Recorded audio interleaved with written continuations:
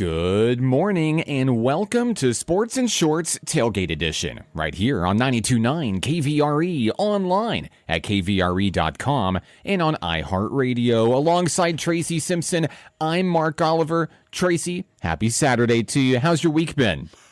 You know what, Mark? This has been a really good week. We thinking about just after last night getting a little bit of a breather. A lot of teams around the area, I had a bye week, and that's a bye week for me and you. So I got a little bit of rest, a little bit of family time, and enjoying some of the games. Speaking of games, I know your end with the baseball is getting really tight, and so that's exciting. Plus football, on the weekend. Hey, yeah, can you beat it, man? Pretty cool. Yeah, over in my neck of the woods, everything feels like it's on fire, and it's fine. NPC baseball and softball, men and women's soccer going on. And, of course, Little River playing coach pitch baseball over at Majestic Park. We love Majestic Park. And the Orioles, shout out to the whole Orioles squad, looking really good. Getting better every day. Yeah, I knew you'd get a kick out of that. Yeah, the Orioles out there. Okay, well, it's been a week. We've had time to process, and I think things are going to be okay. Are they? Maybe. You got to be optimistic. Okay, so the Razorbacks are not undefeated anymore. They put up a pretty decent showing against Ole Miss on the road in hostile territory, a 41-35 loss to the number 13 team in the nation. First, we're going to talk a little bit about some of the good in this. And we start with Taylen Green, because I think Arkansas's football offense is as good as advertised. They went on the road. They had their way with the Ole Miss defense. They really did. 522 total yards. They scored 35 points. Talked about a hostile environment. New weapons. Okay, this is game 3 with, we talked about Mike Washington a little bit at running back, the New Mexico State transfer. These are pieces that are still trying to get acclimated, in this early part of the season as we get towards that magical number of 8 wins that I've maybe unfairly required of this team this year in order to be successful, but I'm sticking with it. Green is still efficient and explosive. 22 of 35, 305 yards, a touchdown, 2 scores on the ground, looking really good, going over 100 yards rushing. I don't want to put Taylen Green into the Heisman conversation. That's not my job to do. But I will say that if the production continues, he'll probably find himself in the mix there whenever it's, time to make a decision. No, they're definitely going to talk about him, no doubt about it. If he stays healthy, is another one too. We've seen. I like the other kid too that he's throwing to a lot, Omega. He is really something. I guarantee you this, Mark. You're going to see him at the next level. I would go to Vegas on that one right now because he's just that special. Why they didn't go to him as much? I guess they didn't need to. They've got a diversification of guys that they can throw to, and also I'm going to tell you right now, I am impressed after we talked about Washington coming from New Mexico State and stuff. But hey, look, he is really shining. I was questioning about his speed at first, but then when he got out there in open field and started picking him up and laying him down, he sort of moved away from that strong safety and that cornerback that tried to catch him. But still, Mark, you and I know, like you said, there's work to be done. And maybe not on offense, because even the time of possession, they had, 7 minutes more than them? So they held the ball. They threw some good groundwork. They passed when they needed to. But then again, we've got the other side, the 3 phases. Our kicking game was pretty good. Missed a couple. Our offense was really good, but our defense, Mark, I'm curious. What do you think, buddy? We're going to get there. I'm going to give one more positive, and I'm going to give some shout-outs to the offensive line because I think that's really kind of like the heart of this team's success right now. Big time. If you think about this matchup a year ago, Ole Miss sacked Arkansas 8 times. This past Saturday, 0. And that was one of the big calling points that we had going into that matchup. The offensive line had to get better. They showed, okay, yeah, we're here to rock. But just like you always say, and I swear I will take it to my grave, it'll pop into my head on my deathbed. There's 3 phases of the game: offense, defense, and special teams. Well, the defense. Let's talk about the defense because the Razorback secondary got exposed in this game. Missed assignments, poor communication, and they made Ole Miss's quarterback look like a Heisman candidate. And maybe he will be. Maybe he will be down the road. But at this point in the season, speculation on who's going to win the Heisman is crazy to me. Crazy to me. And the thing is that Arkansas was blitzing and still couldn't get to the quarterback. So is Ole Miss's offensive line one of the best in the nation? Or are we kind of fraudulent on defense? I'll go ahead and say it. I feel like I can objectively say that. What happened here? Mark, everybody the whole week is asking. Their athletic director's even asking questions about this right now, okay? We bring in one of the supposedly, and I'm going to do one of yours quotation marks, one of the best defensive coaches around is what they're saying to help with particularly the secondary and the middle. Yeah. Not necessarily the D-line, which at one point they did their own to do what they could. What I don't see enough of is the rotation on the defensive line. I didn't see a lot of that. But then what we did see was the secondary getting burned, like you were saying. And everybody's known that this week. But the communication, Mark, you hit that one right on the nose. The communication. So many times that we saw error in the way of okay, whose guy was that? A lot of. Did you see some of the looks that they gave each other after they scored the touchdowns? It was like, was that your guy or my guy? And then you saw them arguing too, okay? And that's never a good thing, coming up to each other and then getting into it. Well, you can't point fingers. You know what happens, all right? There's three right back at you. We know that whole scenario. But, Mark, this doesn't start this year, okay? This has been going on now for years. Look, if you go back in the last 2 to 3 years, look at the numbers on how the secondary has been exposed time and time and time again. Now, you can say what you want to say as far as personnel, coaching, whatever the phase is, it all stinks. It's just that simple. Even Yurchek is saying it also right now. We've got the money, and I know that Arkansas doesn't have the money that the other schools does, but it doesn't matter. They were stinking before the NIL came before, and that's what's something that's got to stop. This hasn't been too many years when I remember we used to have several takeaways. I mean, some interceptions and such. Right. And that was even when we had some of the leanest years around. But then all of a sudden, it's just like there's nobody back there. And we talk about football IQ. I'm questioning football IQ. Look, linemen tackle. Linebackers tackle and also prevent the pass. Secondary does what? They prevent the pass. You're not seeing that. You're seeing a bunch of guys like statues out there. The strong safety particularly, if you see a guy going on a post pattern or a flag, you're supposed to be out there, whether it's cover 2, cover 3, man-to-man, whatever the case is. Those guys are just sitting there like they're dumbfounded, like they've never been on a field before. What I would do is something different. We don't have enough time to go into that, but I do know this. They've got to figure something out because A&M tore them up. Even Arkansas State, I know that the score was lopsided, but even they tore them up. I'm not going to go through the numbers, but we've got Notre Dame coming up, Memphis today, here in just a little bit, and then the rest of the SEC. What do you think those numbers are going to be, Mark? Well, this was a pretty telling game here, but, the Razorback defense gives up 353 through the air. Despite that, Arkansas loses by just 6 points. They're still in this game against number 13 in the nation. Couple mistakes, maybe 2 mistakes here, prevent the Hogs from being 3-0 and probably nationally ranked as of right now going into this game against Memphis. Let's talk about Memphis. Yeah. So the Arkansas is on the road, officially, I guess, unofficially. Yeah. For the third straight time. They're facing off against an undefeated Memphis Tigers team that is 3-0, hasn't played anybody. In fact, I believe this is the first, and it may be the only Power 5 team on Memphis's schedule, period. Pretty weak schedule. Period. Yep, pretty weak schedule. And this is the first time that the two have met since 1998. Arkansas is 2-3 all time against the Tigers, but it's been a while. I'm looking at this as a trap game, Tracy, and I know it's against what we assume is lesser competition, but how do you respond after coming back from that loss? That's what I'm looking at here.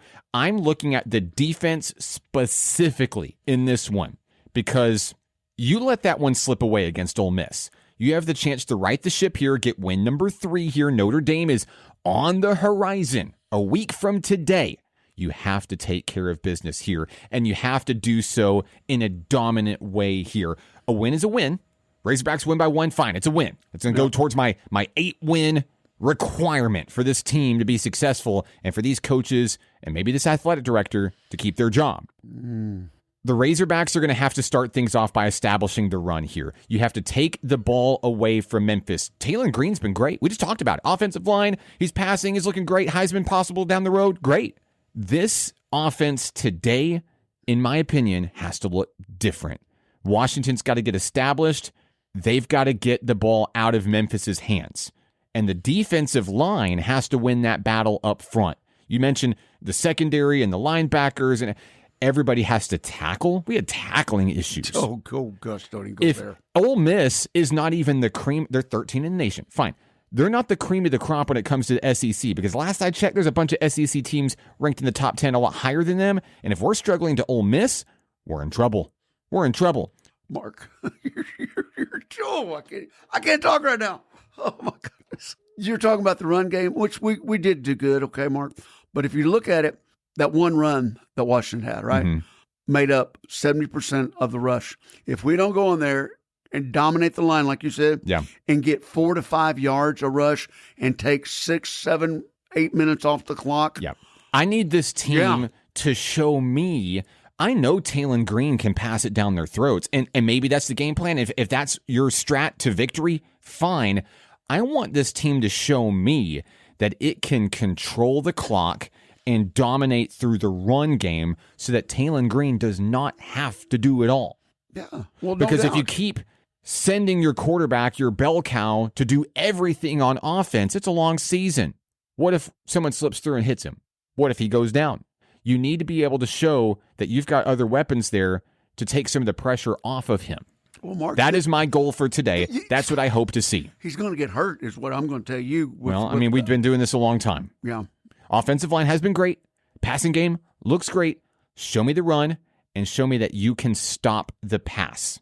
2 goals for today. I think Arkansas is going to win this game. I do. But odds makers have it a 10-point difference. Some have it less than 10 points. It's Memphis. Yeah. And there's some history there, and there's a little bit of beef there from back in the late 90s. I want Arkansas to bounce back here and come out and put on a show. Mark, now, here's the kicker, too, though. You know the defensive coordinator for Memphis from Arkansas? He coached at Harding. Okay? And actually tried to get a kid named Colson Simpson to play for him at one time. Was that right? And so you're right. It's almost like being from Arkansas, being in Memphis. There's 7 players on that Memphis squad that are from Arkansas. Okay? They know what it's like. And you're right. And we've had some miscues at the Liberty Bowl. I mean, it's not been that well of a welcome, so to speak, when we go over to Memphis. The Tigers have. But here's the kicker right here, Mark. You were saying a while ago the stats he ran over 100 yards. He ran for almost all of our rushing, except for the one big run that Washington had. That's right. So, we got to take that in consideration. We've got 2 running backs that we depend on a lot, and then we got a third one, of course, and there's 4 or 5 waiting in the wings. But he can't be our leading rusher and our leading passer, just like you said. He can't be the bell cow forever. And it's just that simple, because Memphis, after that, you want to be in a dogfight, that's what they're going to be in a dogfight. You want your 8 wins, it's going to come tough if they do not dominate Memphis on this and get it taken care of right away and get that 4 to 5 yards rushing every time and then some takeaways. This is a pretty big tune-up game, if you want to call it that. Notre Dame on the horizon. Jeez. So, you have to be able to show that you're the complete package here. And the other thing I didn't talk about, too, is your favorite special teams. Hey, we missed 2 kicks. Can't miss those, man. We missed 2 kicks. We lost by 6. I mean, there's your math right there. And listen, and that kid supposedly wasn't he the top kicker coming in the country? He chose Arkansas. All I know is that I'm looking at the schedule down the road, and I see road games at Tennessee, at LSU, and at Texas. Ooh. If Ole Miss rattles you, we've got problems. We've got problems. We got to stay healthy, too. Early in the season like this, you saw him limping a little bit, favoring that, and everybody's going to have some nicks. But as it is right now, you're right, Mark. If we don't take care of Memphis right away and get some other guys in there maybe by the fourth quarter, then it's going to be a long, long season. We're going to stay on the gridiron. It's time to talk NFL when we come back right here on Sports and Shorts Tailgate Edition, 92.9 KVRE and online at kvre.com. Second quarter coming up. And we're back, Sports and Shorts Tailgate Edition, 92.9 KVRE and online at kvre.com. He's Tracy Simpson. I'm Mark Oliver. Let's take things to the NFL gridiron here. 2 weeks in the books, Tracy. And I know that we've got a long way to go. It's a long season, but I would be an absolute liar if I didn't tell you that I already had some major surprises. We talked about surprises last week. I've also got some really strong concerns about some teams in the league just 2 games in. So let's talk about some of those surprises after 2 weeks of NFL play. And I think the story on everybody's mind and the question on everybody's mind right now is what is happening in the AFC West? Kansas City, who was in the Super Bowl and fell to the Eagles, has now begun the season 0-2. They've lost 3 straight, including that Super Bowl. The reigning AFC champions. Dynasty, is it finally coming to an end here? Your thoughts? Well, I would have to say liar, liar, pants on fire. I don't think that's the biggest question mark. Really? Yeah, that wouldn't bother me. Those guys are pros. They're in a weak division. I'll be honest. I know we want to. You think so? Yeah. I mean, here's the deal, and that's why I picked Denver. You did pick Denver to go to the Super Bowl. And although they got, well, I'm not going to say what happened with the officials on a bum call, 15 yards, but to make another kick from 60 to 45, won't mention that, okay? Mm-hmm. Sort of did. But I'm not going to mention it anymore that the penalty could have been thrown at any time during the game. But anyway, that's a whole nother thing. But the Chargers, Vegas, which I know you like with Pete Carroll and stuff, and Denver, they haven't been much of that in the last 4 or 5 years. They haven't been on top. They haven't gone far in any of the playoffs. Chargers tried to make the attempt. So the 0-2 is not, that's not really a big part of me. I think there's other areas that we need to be watching at right now, which is big question marks, of course, on the AFC is the North right now. And what they're going to do, they're on top at 2-0. I think that's going to be a big question mark now that we know that a certain person is going to have to, he's already had surgery out till December, So I don't think Kansas City, I think they're fine right where they are. They're professionals, they're veterans. They know what they've got to do to right the ship, so to speak. It's a very uncharacteristic start to the season for them. And some of the things are not necessarily their fault. Rashee Rice, the star wide receiver that came in last year, serving a 6-game suspension. And Xavier Worthy going down literally in the first game of the season. He collided with Travis Kelce. Worthy is out. Rashee Rice is out. We mentioned Travis Kelce. He's in his mid-30s. The tight end, really trying to bounce back after kind of a declining year last year, and we haven't really seen that spark so far. Really, the big storyline around Kelce on the field, he's been involved in 2 game-changing turnovers so far. The tip off the fingers and it being the interception causing, that was really the final straw in that loss last week, and also the real lack of a running game. Isaiah Pacheco is back. He's healthy. So where is he? Your leading rusher for the Chiefs 2 games in is Patrick Mahomes. And what's curious to me is who's really calling the offense is because you're seeing a 70-30 split where used to be Pacheco, like you were saying, was getting the rock quite a bit. And now 70% of passing. And when he's not passing, he's running for his life. You want to call that rushes? Well, I call it running for my life right now because his line actually has been breaking down that much. And here's another thing, too, though. They're starting to hit him a little bit more. He's not getting the calls that everybody talks about, the Mahomes calls. I mean, even still, the offensive line is really breaking down. No, it's no kidding. He's running for his life, Mark. I'm telling you. So we go into this matchup, the Chiefs and the Giants. Yeah. The Giants, who very well could be, even led by Russell Wilson, one of the worst teams in the NFL. They're both 0-2. Someone is probably going to win this game. But you have to think, if somehow the Giants get the upper hand over, I think what we can say is an offensively depleted Kansas City Chiefs team, if this Chiefs team falls to 0-3, I think you start sounding the panic alarm. I do. And here's why. Broncos and Raiders are 1-1. Fine. But we need to take a look also in the division at the Chargers. Jeez. Justin Herbert is having a breakout year in 2 seasons. I mean, he threw for 300 yards and 3 touchdowns in that win over the Chiefs in week 1. And then week 2 against the Raiders, 242 yards, 2 touchdowns through 2 games, more than 500 yards, 5 touchdowns, 0 turnovers. He has been elite. He's completed more than 70% of his passes in both of those games. He's ranked in the top 5 league-wide in offense. Justin Herbert really turning it on. This Chargers team looks like it's turning it on. And I get it. Kansas City is a good team led by good leadership, has good players, and we can make the argument that all of their offense is not there. When they get there, maybe they can turn it around. But the question will be, how high will that mountain be that they have to climb to get back into the swing of things? And of course, I know it's the NFL. One single injury anywhere can throw the whole league into an uproar. Mark, here's the thing, too, though. Herbert hadn't had a chance in the last.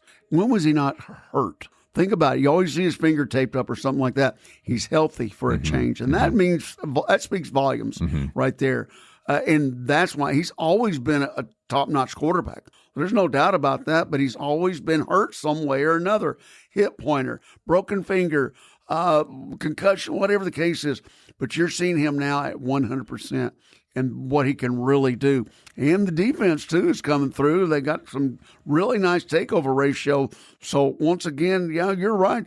It could be something that look, if they get too far ahead, you might not turn around and catch them. That's what I'm thinking here. That's exactly. But they're scoring some points. They're making drives. They got a trio of talented wide receivers. Oh, goodness. Keenan Allen, who had a brief vacation in Chicago, came back to the Chargers. And boy, I mean, injury concerns, unreliable. He's back and looking good. Ladd McConkey, the second-year wide receiver, 11 catches for 122. And Quentin Johnson, who may find himself as a household name in the receiving corps. I know fantasy players everywhere are looking to pick up Quentin Johnson. Huge 60-yard touchdown pass. He's explosive, big play threat. I mean, Herbert's got weapons right now. So if I'm Kansas City, obviously New York is a must-win game, and I get it that the Giants are not a top-tier team in the league. But if you don't win that game, I think it's trouble for the Chiefs. No doubt. And that's going to be something that they'll have to parlay. The only thing that's going to help them, you know what it is, Mark, is that today, a little bit later, Chargers and Denver. So somebody's obviously got to lose. And, of course, Kansas City's rooting on for Denver, if anybody. And that brings the numbers back to them. So, yeah, but I don't think with the veteran stance that they have at Kansas City, they've got I don't want to say an excuse, but they do. There's another team out there that I think right now doesn't have an excuse, and I think it's the panic button's fixed to really be pushed on that one. And that's down in Texas, and I'm not talking Dallas. We're going to get there in a second. One more thing about the Chargers. I also want to point out the Chargers have allowed the fewest points in the NFL period this season, AFC, NFC. So I have my eye on the Bolts doing some big things. Hey, staying in the AFC, this is a team, I'm going to go ahead and eat a little bit of crow here because this is a team that I did not expect to be 2-0 right now. But here they are. It's the Colts. Daniel Jones, the failed experiment from the New York Giants, comes to Indianapolis, and it's like night and day. The Colts, and this is true, haven't punted a single time in 2 games. Jones looking confident, aggressive. He pushes the ball downfield well. The running game is there. I didn't have Indianapolis with even a sliver of a chance in this division. Fun fact, I picked them to finish last in this division.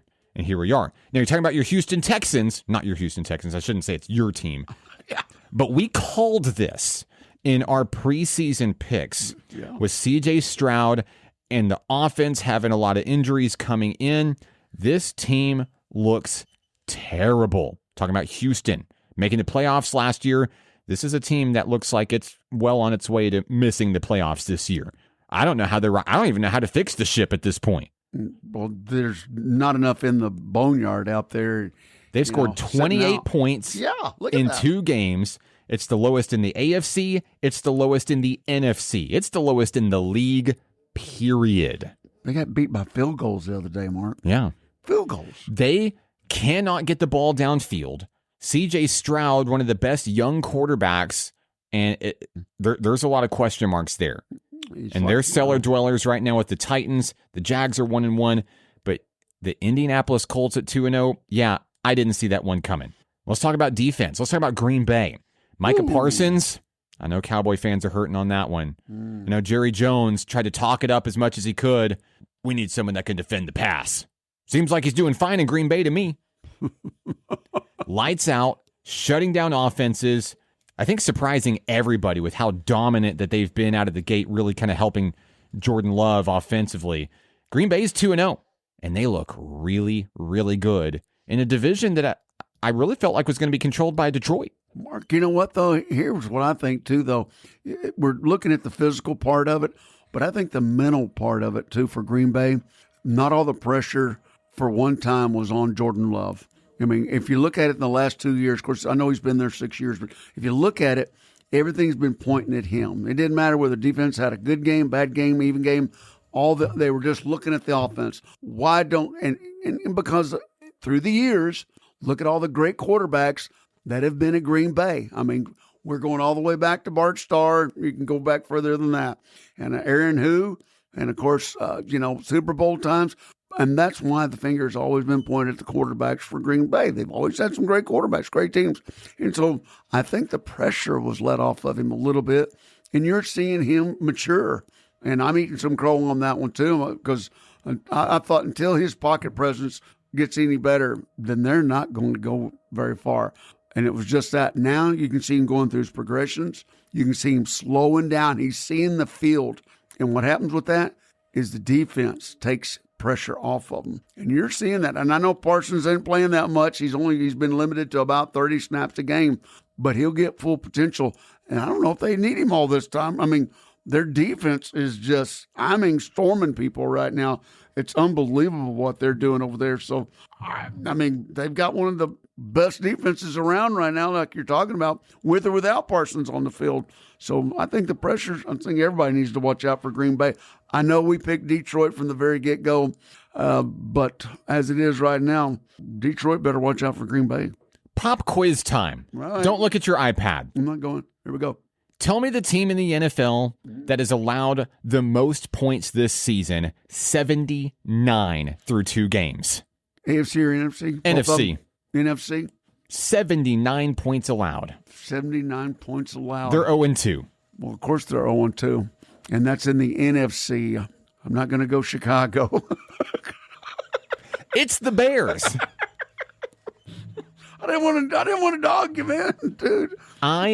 Listen, it is extremely difficult to be a fan, like to have all of your favorite teams. Like, think about, like, if you have your favorite team in the NFL, the NBA, and the MLB, it's extremely difficult to have your favorite team in all 3 leagues be the champion each year. It's also equally as difficult to have your favorite 3 teams, NFL, NBA, MLB, to also be the worst team in that sport. But here's Mark Oliver. Here I am. Were you listening to Alice yesterday morning? By the way, we went through the same thing. So the Bears are... But that's called a fan, though. That's being a fan. Oh, okay? yeah, I'm still... Yeah, that's being a fan, and real fan. My kids would be like, Dad, why don't you just like a different team? Just pick another team. It's fine. No. Because you're with them through the good and you're with them through the bad. And the bad. And that's how it is. The Bears, coming into the season, maybe thought of as a potential sleeper team. They're really struggling under head coach Ben Johnson. Came over from Detroit, the offensive coordinator that had the Lions doing great things. I mean, it feels like the pieces are there. I just don't know where they're at, what they're doing. But this is starting to look like, unless they can turn things around, they got a big game with Dallas this week. I got a lot of eyes on that matchup there because these are 2 teams that desperately really need a win right now.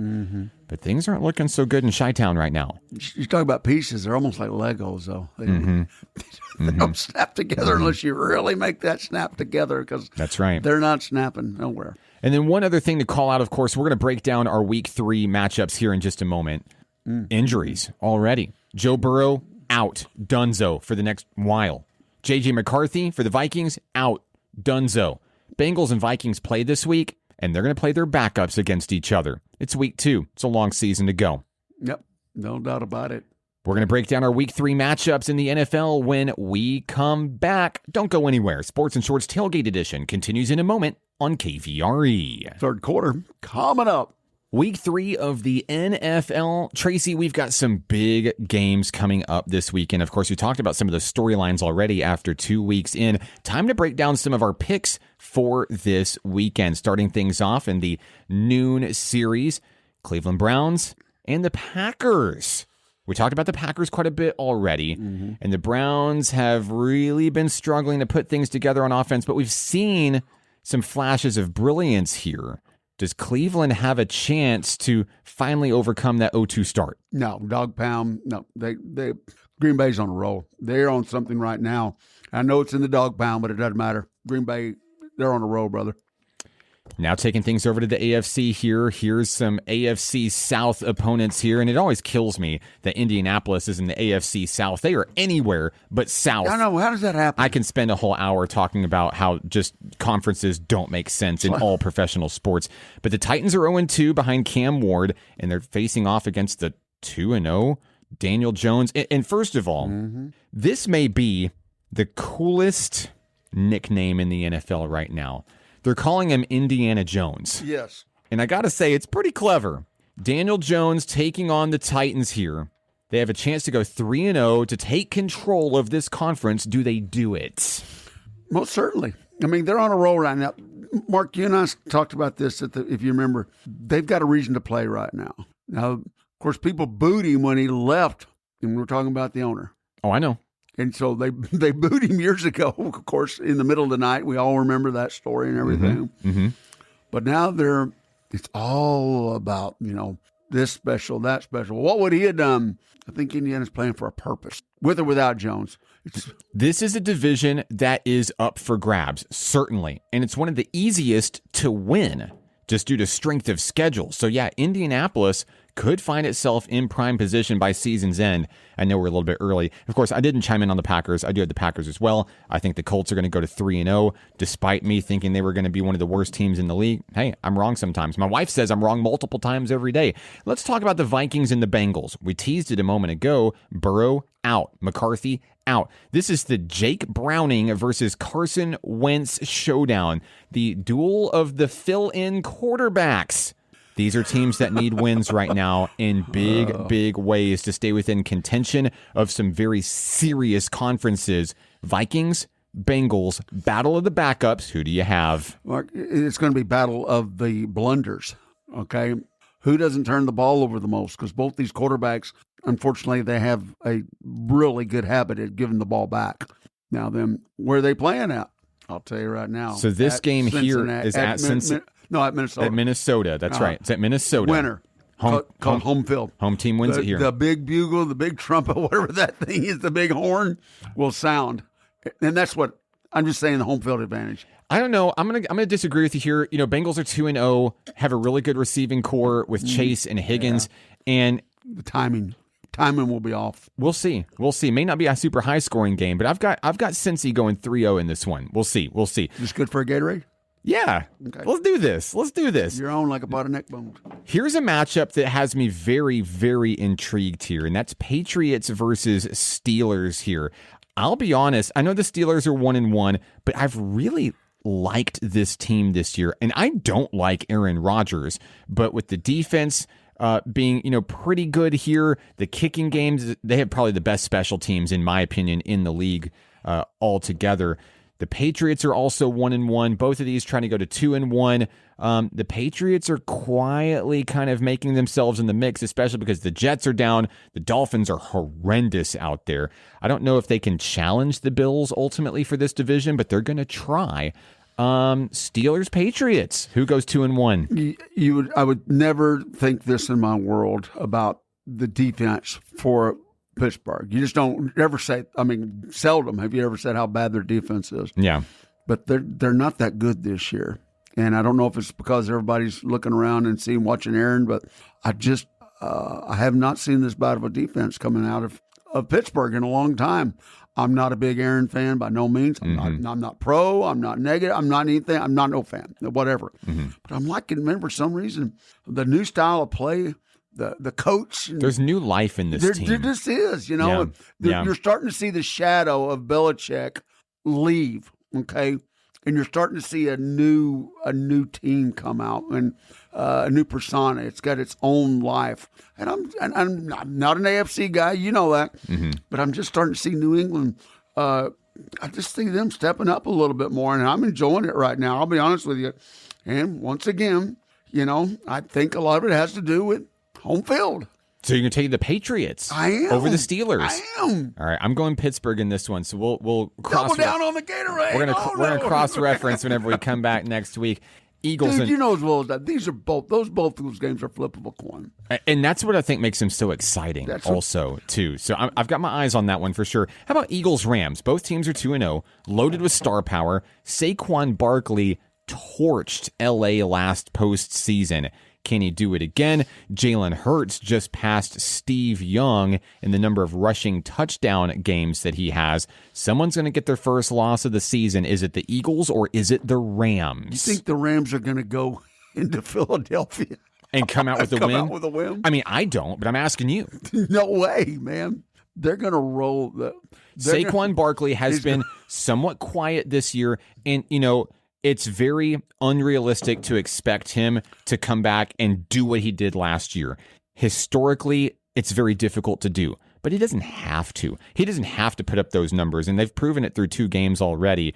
Tush Push is still alive and well. I'm a big fan, always going to be a big fan of it. Either get better or stop it. Yeah. That's all I can say. But yeah, I think Philadelphia, who I believe is going to win the Super Bowl again this year, I think they start 3-0. Who's the Rams quarterback? How old is he? Well, I mean, he's up there. They're gonna torch him. And Saquon, here we go, putting it on paper right now. He's gonna go over $150. Yeah. Oh yeah. Over $150. Okay, I'm just telling you. I think it's even closer to 200. I wasn't going there. I know it's a lot to expect. He's due for a breakout game. I think this is the game. LA sees Saquon Barkley in their nightmares. We talked about Rams defense, though, is pretty tough. I'll be honest with you. Well, sure, yeah, and they're pretty tough. Well, that's been their bread and butter this season, that's the only thing and it's going to allow them to win that division. These 2 teams will likely face off again in the postseason. This is just round 1 of the heavyweight battle. Yeah. What about turnovers? I mean, I guess it comes down to whoever's the stronger defense. No, Rams have had some really, and Eagles have not turned the ball over that much. That's what I'm saying. They've had one fumble. And they've held really tight also in close games. Time of possession. Time of possession. There's not much that rattles this team right now. So we talked about Broncos at Chargers. Chargers are 2-0. Broncos are... I know. Well, they're exciting. They're exciting to watch here. I like this matchup here. But does Denver deliver the first loss to the Chargers and really shake up this division? That's the question for you. Yeah, I think the Chargers are playing above what they're capable of doing right now. I think it's a letdown. Now, here's the biggest thing I'm concerned about is I wouldn't wish this on anybody as far as getting hurt, okay? And that's the main thing. But how long can Chargers quarterback, can he go? He just seems like he's so injury prone all the time. Denver's defense, they're coming at all cylinders. They're going to roll at him. I'm going to tell you what. Oh, yeah. The blitz is coming. They love blitzing. So, even though they're playing in the sunny L.A. or whatever, I think Denver comes off the mountain and takes him.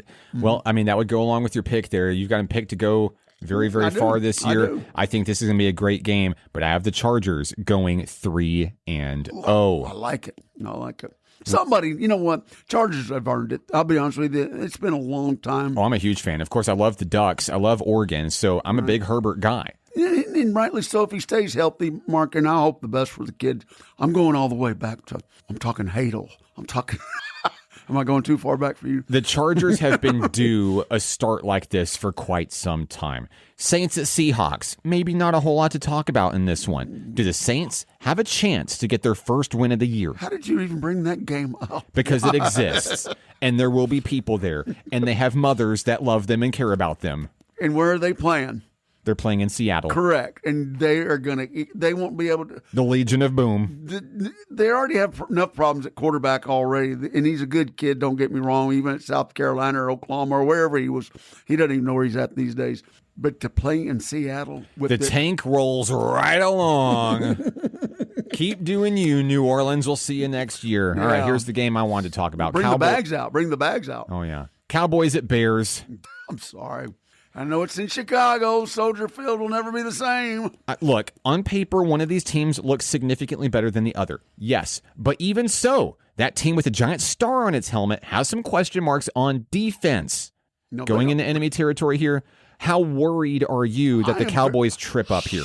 They always trip up at Chicago. You know that. They always have problems when they go up there. This goes all the way back to Mike Ditka, who played for the Cowboys, who cannot stand the Cowboys. And I don't know if his shadow's still there or whatever. But here's the kicker. They always have problems in Chicago. Yeah, I'm worried about it. But somebody's got to have a breakout game. And there's one receiver that really hasn't been shining too much. Is it CeeDee Lamb? I'm just going to say 88 is... I think I'm going to be wearing his jersey this Sunday. Bears have allowed 79 points. Cowboys have allowed 61. Could be a barn burner in this one between the Bears and the boys. But you know what? You're right, though. If that quarterback is ever going to come back and show them stuff, it's against Cowboys secondary. Cardinals at 49ers in division matchup. Oh, my goodness. They're both 2-0? That is going to be a, man. Can you believe? Who saw this coming? 3 teams in the NFC West, arguably one of the worst divisions, certainly the worst division, I think, in the NFC. 3 of them are 2-0. 49ers, Cardinals, one remains undefeated. Who's it going to be? I'll be honest with you. I don't think that at home is very much. Nobody goes hardly to the San Francisco games anymore anyway because where they're playing these days. But the thing about it is you talk about this a lot, though, San Francisco with their injuries and stuff. Lots of them. I mean, Kittle, Purdy. When they're healthy, they're not playing. And that's not very often. And McCaffrey's never 100%. What did he play? I think he went 42 snaps. I mean, I know he caught the one touchdown and then ran one back a little bit. But Tracy, is Arizona going to start 3-0 to the season? Yes, they are. It's very likely that the Arizona Cardinals have sole possession of first place in this division after Sunday. That's a world that we're about to enter into. And if you fantasy guys out there, there's a certain receiver for the Cardinals. You better hope that you got him on your fantasy team. I'm telling you right now. They've got a really good tight end, too. But Marvin Harrison Jr., I think he's the real deal. Dude. Giants and Chiefs, cellar dwellers. They're both 0-2. Panic alarms. Nobody's necessarily panicking that the Giants are 0-2. Tracy, if the Chiefs lose this here, it's bad. It's bad. Yeah. It's really, really bad. Which, I know that the pressure is on. I believe that the Chiefs are going to get this one done. Prove me wrong. Well, here's the kicker right now. I'm going to be honest with you. You're absolutely right. Get the button out. Get the button out, because if they don't, then this is going to be a problem for the Chiefs. But I don't see, and you know what this all lays back on? The Chiefs quarterback? No, their coach. And if there's anybody that can ride a ship, they've got one of the best coaches ever. Ever. And this week, he's making some moves. He's making some arrangements. He's not scared to bring guys off the bench. You've seen him do it time and time again. Chiefs get back on track.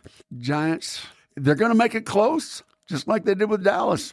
But somehow, they'll get to Wilson. And then Monday Night Football, which should be a really good showdown. The team in the NFL that has scored more points than anyone else is the Baltimore Ravens. 81 through 2 games. The Detroit Lions are also 1-1 on the season. Lamar Jackson looking like a potential MVP. Some say he should have got it last year. Josh Allen says, nope, bet. Check what I did back in week 1. Right, the comeback win over the Ravens. These are 2 very good teams. Don't let the record fool you. These are 2 very good teams. Who comes out on top? Man, I'm going to go back to where they're going to be in Baltimore. If the Stars are going to come out that night, hey, every camera's on them because it's the only game. And somehow, Detroit just has lackluster play in the fourth quarter for some reason. Well, they don't have Ben Johnson anymore. He's in Chicago, not doing well. Exactly. But I'm going to see the Ravens score a little bit more and go over the century mark only 3 games in. Lamar Jackson has been lights out Unbelievable. this season. Couldn't agree more. That's our NFL wrap-up. We've got one more segment coming your way. Don't go anywhere. Sports and Shorts Tailgate Edition, 92.9 KVRE. Fourth quarter coming up. Fourth quarter is here. Sports and Shorts Tailgate Edition, 92.9 KVRE. He's Tracy. I'm Mark. If you listened last night and were like, wait, where did they go? We had a bye week. Fountain Lake was off for the week, much like most of the teams in the Garland County area. I think Jessieville was the only team that was playing last night. But Tracy, one of the cool things that we do each year, and this week we get the opportunity to talk about it, homecoming coming up next week for Fountain Lake, and they'll play host to the Bauxite Miners to open 7-4A conference play. And one of the things that we always do in preparation of homecoming week is we do our Fountain Lake Cobras Radio Facebook fan vote. And if you haven't seen it yet, or if you don't like our page on Facebook, it's facebook.com/FL Radio. You can go out right now and you can vote for your next Clampett's Country Kitchen and Meat Market featured Cobra Player of the Week. And the votes have been coming in now for a little bit over a week now. And boy, they are coming out in droves. I always, whenever I make the post, I always in the back of my head think, okay, I think this kid is going to win. And I'm always pleasantly surprised on how wrong I am. Fan vote is still going on. It will end Tuesday at noon. So you have all throughout the weekend and going up to Tuesday to finalize your votes. But there's some pretty heated races going on right now. And I'm excited to see who comes out on top. This one is far from over. Oh, no doubt about it. And this is always exciting. You're absolutely, Mark. It's unbelievable. But, the main thing is all these kids deserve it. But, And I love that. You're right. And that's that simple. Every single player has votes. And I'll look and I'll see, people share the post. There's so many people that are sharing the post and say, hey, please consider voting for this kid. But then they add the phrase also, or your favorite Cobra. Just go vote. Exactly. And I love that. This family, this community of Fountain Lake, they're there for all the kids. And, of course, if we could feature every single player on the team, we would. There's just not enough weeks in the season to do it, unfortunately. Hey, Mark, big congratulations to all the teams that won this week in high school. Yes. Golf, they had districts this week. Mm-hmm. We want to say a big congratulations. And here locally, we've got some teams that may be taking the state in that, and we'll monitor that a little bit closer. But congratulations to all the teams that were in the big tournament plays around the area for the regionals, and good luck in the future coming up. And we're going to try to line up some of those coaches to come join us on the show coming up as well. Congratulations to National Park College Nighthawk men's soccer. Woo-hoo! For the second time in program history. They're nationally ranked, baby, number 18 in the nation.